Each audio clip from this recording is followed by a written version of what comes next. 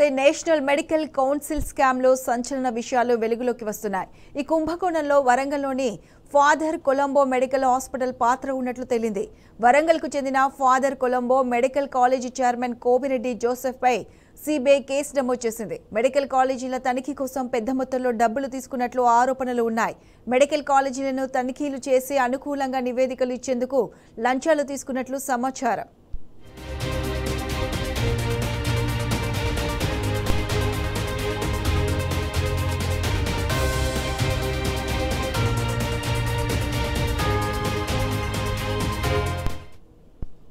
National medical council scam లో 36 మందిపై కేసులు నమోదయ్యాయి.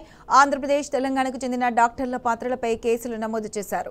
కర్ణాటక, రాజస్థాన్, మధ్యప్రదేశ్, ఢిల్లీ, ఉత్తరప్రదేశ్, ఛత్తీస్గఢ్ మెడికల్ కాలేజీ తనిఖీలలో అక్రమాలు బయటపడ్డాయి. ఛత్తీస్గఢ్కు చెందిన రావత్పూర్ సర్కార్ మెడికల్ కాలేజీ డాక్టర్లు, బ్రోకర్లు మధ్యవర్తులుగా ఉన్నట్లు గుర్తించారు. మెడికల్ కాలేజీలో తనిఖీలు చేసి డబ్బులు తీసుకున్నట్లుగా కోమిరెడ్డిపై ఆరోపణలు ఉన్నాయి.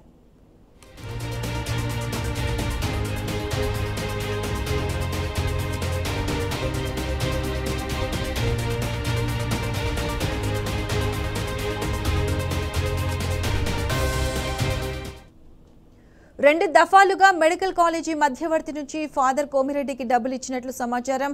Visakha Gayatri medical college director నుంచి 50 లక్షలు వసూలు చేసినట్లు తెలింది.